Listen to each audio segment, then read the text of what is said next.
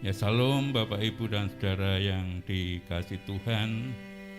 Biarlah damai sejahtera dan kasih karunia dari Allah Bapa dan dari Tuhan kita Yesus Kristus senantiasa dilimpahkan di dalam setiap kehidupan kita.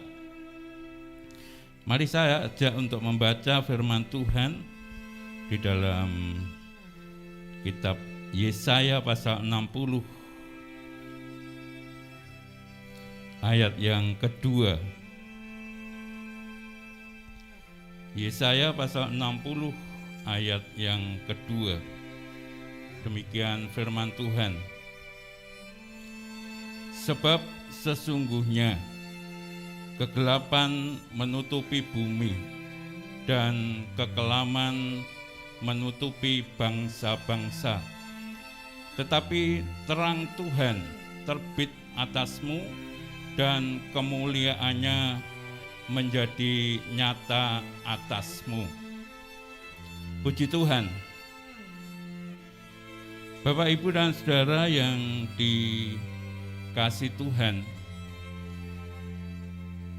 kebenaran firman Tuhan sudah menyatakan bahwa sesungguhnya kegelapan menutupi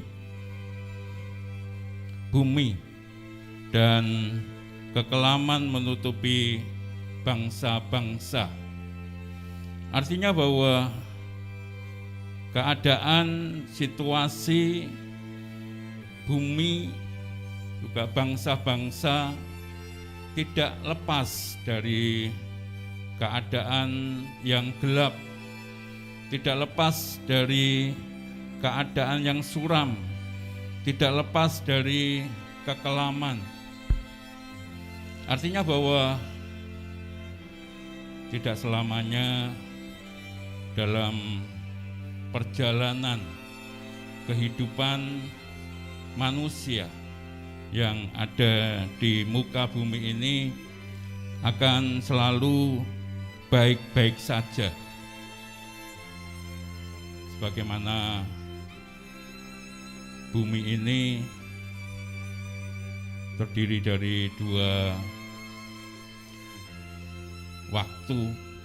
waktu malam dan waktu siang. Ketika waktu malam maka bumi akan gelap, kecuali kalau ada sinar bulan yang bisa memantulkan sinar matahari. Tetapi waktu siang hari, ketika matahari sudah terbit di ufuk timur pada pagi hari, maka mulailah ada terang sampai nanti pada waktu matahari tenggelam di ufuk barat. Begitulah keadaan kehidupan yang ada di muka bumi ini. Ada gelap tetapi juga ada terang. Nah, ketika kegelapan itu menutupi bumi, kekelaman itu ada di atas atau menutupi bangsa-bangsa, maka kabar baiknya yang disampaikan oleh Tuhan melalui Nabi Yesaya bahwa terang Tuhan akan terbit atasmu dan kemuliaannya menjadi nyata atasmu. Artinya ada harapan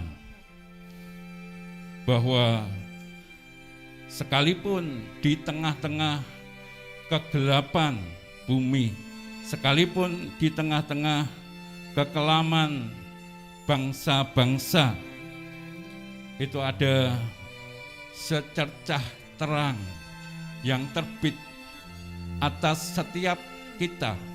Dikatakan akan terbit atasmu, ya, setiap kita yang percaya kepada Tuhan, setiap kita yang ada di dalam terangnya. Terang itu akan nyata dan kemuliaannya akan dinyatakan bagi setiap kita yang ada di dalam Tuhan. Artinya bahwa kalau saya boleh mengistilahkan, di tengah-tengah krisis masih ada kesempatan di tengah-tengah kegelapan bumi, di tengah-tengah kekelaman bangsa-bangsa, masih ada titik terang, masih ada harapan. Di tengah-tengah krisis masih ada satu harapan, ya. Masih ada satu kesempatan untuk kita bisa mengalami terang yang daripada Tuhan, sehingga melalui setiap kehidupan kita, anak-anak Tuhan, kemuliaan Tuhan dinyatakan. Bukan saja kita menerima terang itu, tetapi terang itu bisa memancar, terpancar lewat kehidupan kita, dan melalui hal itu maka nama Tuhan dinyatakan, kemuliaan Tuhan dinyatakan melalui setiap kehidupan kita. Maka Bapak, Ibu, dan Saudara yang dikasihi Tuhan, sekalipun ada di dalam kegelapan dan kekelaman, kita sangat percaya dan firman Tuhan sudah mengatakan bahwa ada terang Tuhan yang akan terbit dan kemuliaan Tuhan akan nyata di dalam setiap kehidupan kita. Di tengah-tengah krisis, seringkali kita hanya melihat sisi gelapnya saja. Kita hanya melihat bahayanya saja. Dalam keadaan yang sedemikian, maka seringkali kita akan dicekam oleh rasa takut, kita dicekam oleh ketakutan, keputusasaan, ya, pesimis, merasa lemah, tidak berdaya. Kalau sudah demikian, kemudian membuat kita tidak bisa berpikir secara jernih, tidak bisa berbuat apa-apa karena kita sudah merasa pesimis, ada di dalam kegelapan. Tidak mungkin kita bisa lepas dari semuanya ini, tidak mungkin kita bisa mengatasi semuanya ini. Kalau sudah dalam keadaan demikian, maka semuanya tidak ada lagi harapan. Ya, pasti justru akan semakin terpuruk, ya, di dalam kekelaman dan di dalam kegelapan. Maka kalau kita membaca, ya, ayat-ayat selanjutnya, saya ambil saja ayat yang keempat. Angkatlah mukamu dan lihatlah sekelilingmu. Jangan kita hanya terpaku dengan masalah yang ada, krisis yang terjadi, kegelapan yang menyelimuti kehidupan umat manusia, termasuk kita yang percaya kepada Tuhan. Tapi firman Tuhan mengatakan, angkatlah mukamu dan lihatlah sekelilingmu.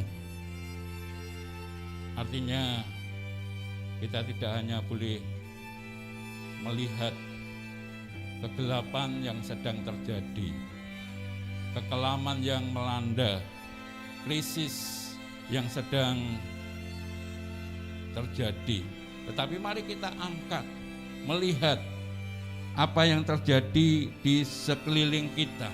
Masih ada satu terang yang menjadi harapan bagi kita semua. Sekecil apapun terang itu, bagi setiap kehidupan kita itu sangat berguna. Bagaimana sebuah lilin yang menyala di tengah-tengah ruang yang gelap akan bisa menghalau kegelapan yang ada di ruangan itu. Ya, sekecil apapun terang itu, tetapi sangat-sangat berguna. Maka kita tidak hanya terpaku dengan kegelapan yang ada, tapi mari kita lihat sekeliling kita, kita pandang jauh bahwa terang Tuhan masih Tuhan sediakan bagi kita semua, sehingga di tengah-tengah kegelapan, di tengah-tengah kekelaman, di tengah-tengah krisis yang terjadi, kita masih memiliki Tuhan yang adalah terang, menjadi pengharapan bagi kita semua.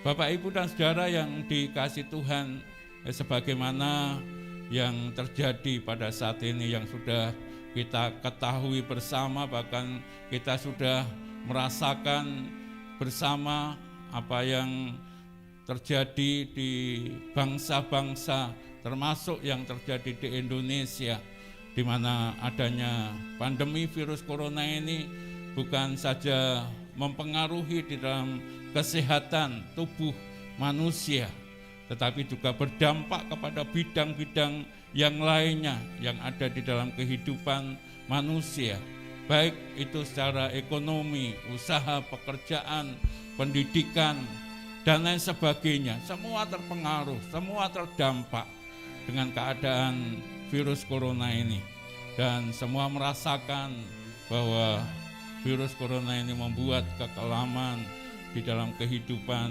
bangsa-bangsa. Tetapi firman Tuhan jelas mengatakan bahwa terang terbit atasmu dan kemuliaan Tuhan nyata atasmu.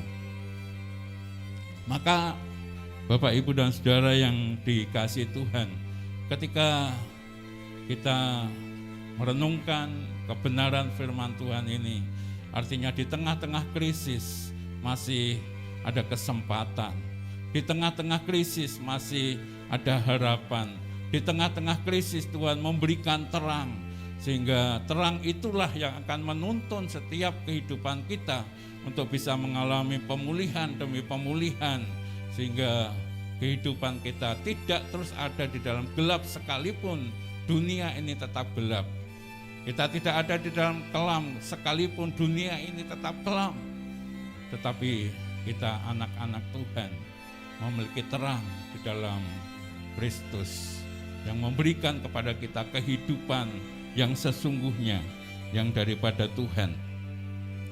Oleh sebab itu, Bapak, Ibu, dan saudara yang dikasihi Tuhan, jangan kita menyia-nyiakan kesempatan yang ada melalui terang yang daripada Tuhan, agar supaya kita boleh mengalami perkara-perkara yang indah di dalam Tuhan di tengah-tengah kegelapan dan kekelaman ini. Nah, kesempatan apa yang bisa kita dapatkan ketika kita mendapatkan terang yang daripada Tuhan?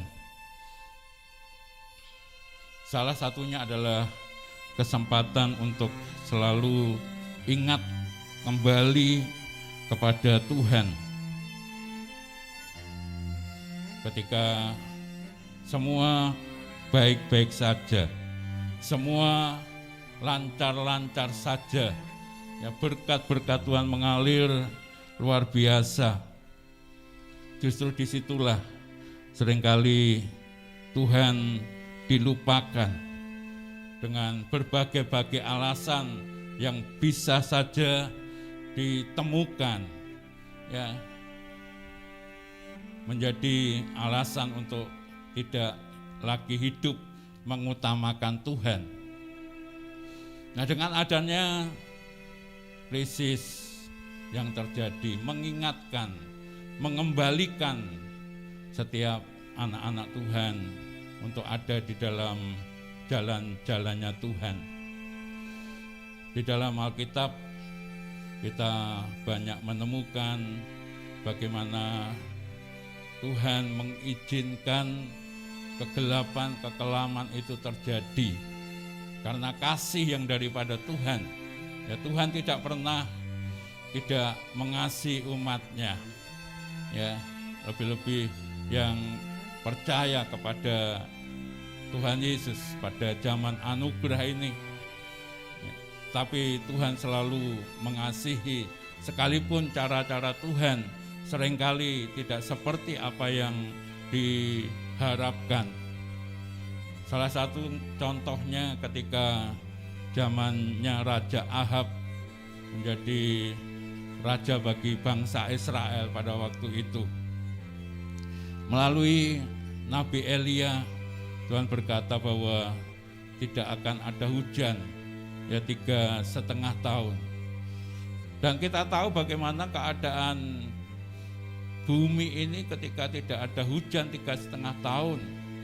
Jadi katakan bahwa kemudian terjadi kelaparan yang berkepanjangan karena bumi tidak menghasilkan ya, hasil yang bisa dimakan oleh umat manusia, sehingga terjadi kekeringan yang berkepanjangan, terjadi kelaparan yang sungguh sangat luar biasa. Ya, seorang hamba Tuhan pun terdampak akan hal itu. Elia juga mengalami hal itu, apalagi yang lainnya. Dan ketika kemudian melalui Nabi Elia ya, yang tadinya bangsa Israel menyembah kepada Tuhan, kemudian karena saat itu rajanya merasa bahwa semua nyaman-nyaman saja, ya kemudian memperistri orang yang bukan orang Israel, tidak percaya kepada Tuhan dan kemudian mengikuti ilah-ilahnya. Kacaulah ya di negeri itu, dan akhirnya mereka bukan saja meninggalkan Tuhan tetapi juga menyembah kepada berhala. Ada nabi-nabi palsu yang sangat banyak. Itulah kenapa Tuhan mengizinkan saat itu tidak ada hujan, terjadi kekeringan yang berkepanjangan, orang tidak bisa menanam dan tidak bisa menghasilkan. Tapi ketika kemudian melalui Nabi Elia, bangsa Israel dikembalikan kepada hidup, takut akan Tuhan, menyembah kepada Tuhan. Semua nabi-nabi Baal dibinasakan dan patung-patung berhala dihancurkan semuanya, dan dibawalah bangsa Israel kembali kepada Tuhan. Nah, pada saat itulah kemudian Elia berdoa dan hujan turun, dan saat itulah pemulihan terjadi atas bangsa Israel. Ya. Di tengah-tengah kegelapan, di tengah-tengah kekelaman, tetapi ada terang Tuhan bagi umat yang dikasihinya, sehingga terjadi pertobatan dan berbalik kepada Tuhan. Ya. Di tengah-tengah krisis masih ada kesempatan untuk kembali kepada Tuhan. Ya. Ini salah satu cara Tuhan untuk membawa umatnya kembali kepada Tuhan. Kita juga bisa belajar dari seorang hamba Tuhan, Nabi Yunus.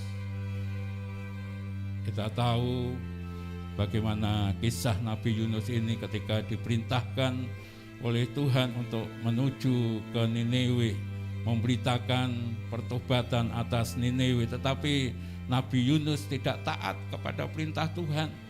Dia justru menjauhi apa yang dikehendaki Tuhan, kemudian pergi ke Tarsis. Apa yang terjadi atas Yunus? Akhirnya dia dibuang ke laut dan akhirnya masuk ke dalam perut ikan. Disitulah kita mengetahui bagaimana kemudian Yunus bertobat, berdoa kepada Tuhan dan mengakui segala kesalahannya. Dan Tuhan memulihkan dalam kehidupan Yunus, mengembalikan apa yang Tuhan kehendaki untuk dilakukan oleh Yunus.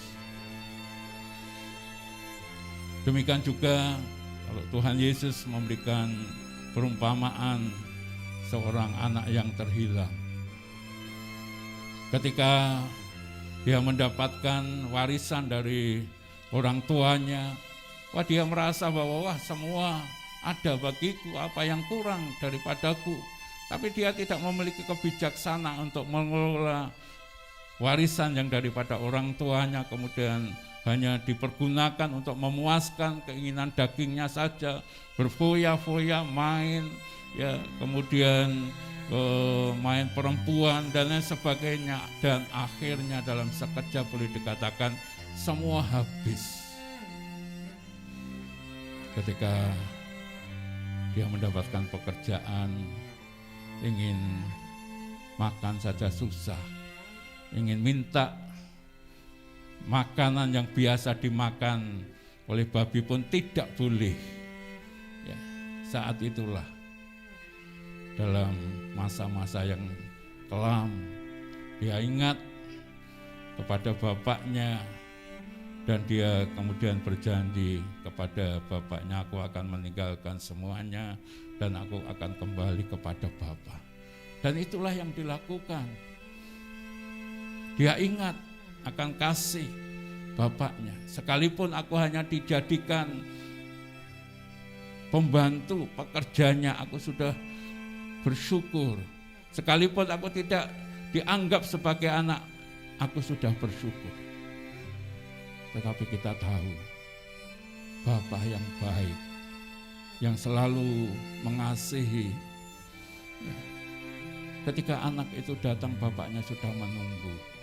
Ketika bapaknya tahu bahwa itu adalah anaknya, sekalipun keadaannya sangat jauh, ketika dia keluar dari rumah bapaknya, sekarang sudah kotor, compang-camping, tidak karuan, tapi bapaknya tetap tahu bahwa itu adalah anaknya. Maka bapaknya segera berdiri, lari menemukan anaknya itu, memeluk, kemudian dibawa pulang, dibersihkan, kemudian dikasih sepatu, dikasih cincin, dipestakan. Itulah Bapa. Di dalam Tuhan selalu ada terang, sehingga membuat seorang anak ini, saya sangat percaya dia sadar bahwa hanya di dalam bapaknya saja dia memperoleh kedamaian, ada sukacita yang luar biasa. Saya mendengar kesaksian seorang ibu pada masa-masa pandemi seperti ini. Dia merasa bahwa kehidupan keluarga sangat berat. Di satu sisi suaminya mengalami pekerjaannya seret, sehingga di dalam memenuhi kebutuhan rumah tangga sangat berat sekali. Anak-anaknya masih masa-masanya remaja, sekolah. Kalau pas biasanya sekolah, keluar dari rumah, tapi ini di rumah terus. Ya namanya anak-anak, di rumah pasti sudah sarapan, sebentar minta ini, minta itu, ya, sehingga kebutuhannya justru tambah banyak. Belum lagi sekolahnya secara daring, harus menyediakan sarana untuk itu, harus ada HP, harus, kalau sekarang mungkin katanya disediani pulsa dari pemerintah, tapi ini HP-nya tidak ada, harus beli HP. Nah, tapi dia bersyukur dalam keadaan yang seperti itu, justru membawa suaminya yang biasa jarang untuk berdoa, beribadah tiap minggu saja banyak alasan untuk tidak beribadah. Nah, ini sekarang suaminya kembali kepada Tuhan. Dia suka berdoa, ngajak seluruh keluarganya untuk datang kepada Tuhan. Artinya bahwa di tengah-tengah kekelaman, tapi ada terang yang Tuhan nyatakan dalam keluarga ini. Membawa suaminya yang tadinya tidak setia kepada Tuhan, sekarang setia kepada Tuhan. Yang tadinya tidak sungguh-sungguh di dalam mengikut mengiring Tuhan, sekarang sungguh-sungguh dalam mengikut mengiring Tuhan. Ya. Di tengah-tengah krisis, di tengah-tengah masa-masa yang kelam, masih ada harapan. Ya. Di tengah-tengah masa-masa yang kelam masih ada kesempatan untuk mengalami pemulihan demi pemulihan yang daripada Tuhan, sebab terang yang daripada Tuhan dinyatakan dalam setiap kehidupan kita. Maka ini adalah satu hal yang perlu kita sadari, perlu kita mengerti, sehingga setiap kita tidak hanya bisa melihat kegelapannya saja, tidak hanya melihat kekelamannya saja, tapi sekalipun itu Tuhan izinkan terjadi, tapi terang Tuhan tidak pernah tersembunyi bagi setiap kita yang senantiasa hidup di dalamnya. Ya puji Tuhan. Demikian juga dalam keadaan krisis, dalam kekelaman, justru ada kesempatan untuk setiap anak-anak Tuhan lebih berjuang dengan sungguh-sungguh, ya, tidak menjadi putus asa, tidak menyerah, tetapi berjuang, ya, lebih sungguh-sungguh. Kita bisa belajar dari kehidupan Ishak ketika terjadi kelaparan, kekeringan yang berkepanjangan. Tuhan berkata bahwa engkau tidak usah meninggalkan tempat di mana engkau ada. Engkau harus tetap tinggal. Maka apa yang dilakukan Ishak pada waktu itu, dia tidak kemudian ya wis lah meneng wae, ya, nunggu nanti berkat Tuhan kan memelihara. Tidak seperti itu Ishak. Di tengah-tengah masa kesukaran, kekeringan, firman Tuhan mengatakan Ishak menabur. Ishak menabur, dia rela, ya, untuk berjuang, dia rela untuk berkorban. Dan ketika Ishak mau berjuang, berkorban, Tuhan tidak berdiam diri. Ya, apa yang menjadi bagian kita lakukan, maka Tuhan melakukan bagiannya dengan dahsyat dan luar biasa. Orang menabur, petani menabur di tanah yang kering, ya, secara secara ilmu pengetahuan, maka benih yang ditabur itu tidak akan mungkin bisa tumbuh. Toh jikalau tumbuh sebentar pasti akan layu. Tapi di dalam Tuhan masih ada harapan, masih ada kesempatan, karena terang Tuhan ada. Artinya bahwa kuasa Tuhan dinyatakan, kasih Tuhan, mujizat Tuhan bisa terjadi. Dan akhirnya Ishak bisa panen. Panen bukan seperti apa yang biasanya 100 kali lipat. Nabur lagi, panen lagi, nabur lagi, panen lagi di tengah-tengah kekeringan. Ishak terus berjuang dengan sungguh-sungguh, maka pertolongan demi pertolongan, kasih kuasa mujizat Tuhan dinyatakan. Tapi kalau hanya berdiam diri saja, nunggu saja, ya bagaimana Tuhan bisa menolong? Bagaimana Tuhan bisa ikut bekerja? Tidak mungkin. Maka di tengah-tengah masa-masa yang sukar, di tengah-tengah krisis yang terjadi, justru biarlah mendorong kepada setiap kita, anak-anak Tuhan, untuk semakin berjuang dengan sungguh-sungguh. Dan kita percaya bahwa terang Tuhan akan membuat sesuatu yang tidak mungkin bisa menjadi mungkin. Sesuatu yang mustahil menjadi tidak mustahil. Saya bersyukur ada seorang anak Tuhan di tengah-tengah masa krisis ini, pandemi virus corona ini, dia justru boleh dikatakan panen banyak. Ya, dia memiliki inovasi, mencari terobosan bagaimana agar usahanya bisa maju. Pada awal-awal pandemi orang harus pakai masker. Pada waktu itu masker harganya kan mahal sekali. Dia buat masker dari kain dan laku keras. Kemudian saat orang atau rumah sakit butuh APD, dia buat APD. Dan kemarin saya mendengar, wah Pak ini kewalahan memenuhi pesanan-pesanan, bukan saja di Jawa sampai di luar Jawa. Dia sampai kewalahan untuk bisa memenuhi pesanan-pesanan itu. Artinya ada kesempatan ketika mau berjuang, ketika mau mencari terobosan-terobosan, Tuhan membuka jalan dengan sangat luar biasa.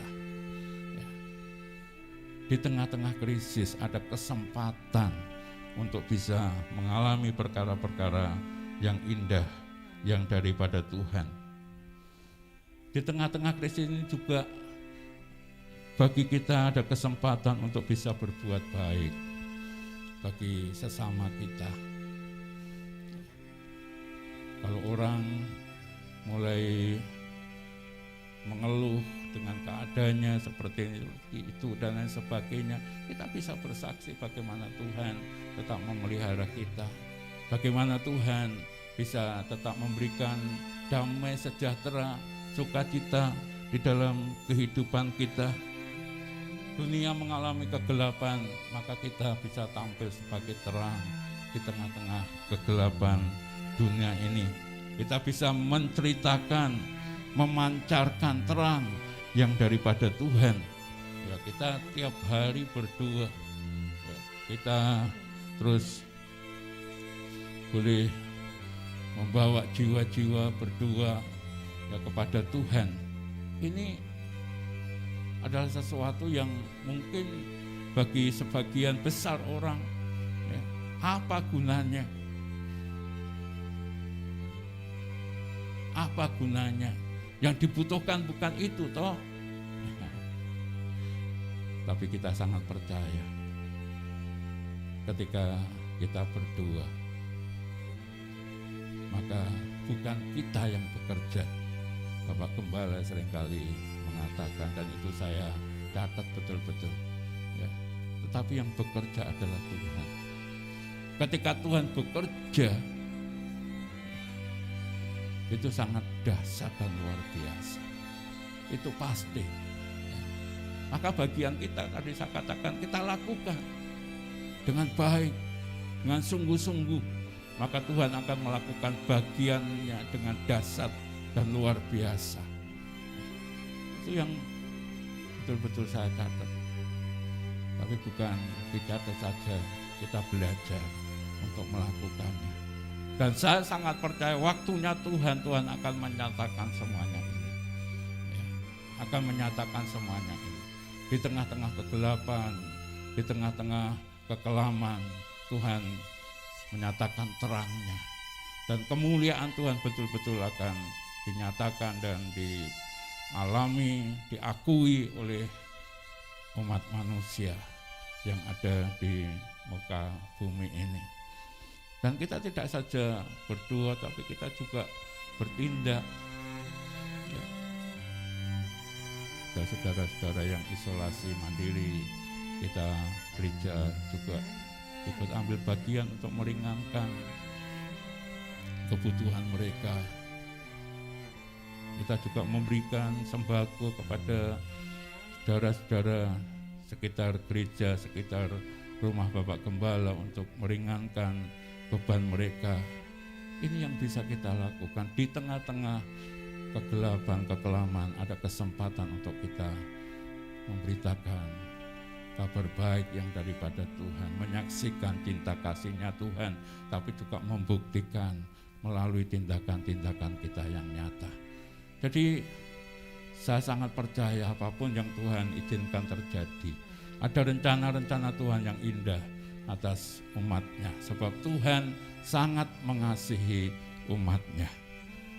Dan Tuhan selalu ingin menyatakan kasih-Nya itu sehingga semua umat-Nya melalui Tuhan Yesus Kristus Sang Putra yang sudah rela mati di atas kayu salib, memberikan jaminan keselamatan, kehidupan kekal, tetapi juga pemeliharaan di dalam segala perkara. Kalau Tuhan izinkan kegelapan menutupi bumi, kekelaman ada di bangsa-bangsa, pasti Tuhan punya rencana yang indah di atas semuanya itu.